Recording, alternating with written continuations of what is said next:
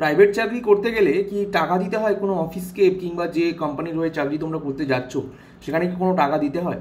তো এই প্রশ্নটা অনেকেই কিন্তু করছিলে। তো আজকের এই শর্টসটা থেকে তোমরা কিন্তু এই প্রশ্নের উত্তরটা জেনে নাও।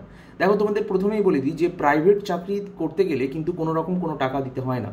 কিন্তু কিছু কিছু জায়গায় রয়েছে কিছু কিছু এজেন্সিস, মানে ধরে নাও সাপোজ আমি একটা কথা বলছি, এ কোম্পানির হয়ে তুমি কাজ করতে যাও, এই কোম্পানির কাজ তোমার খুব পছন্দ এবং খুব মানে ভালো লেগেছে কাজটা, এবং তুমি সেটা কোনো অনলাইন সোশ্যাল মিডিয়া প্ল্যাটফর্মে তুমি দেখেছো।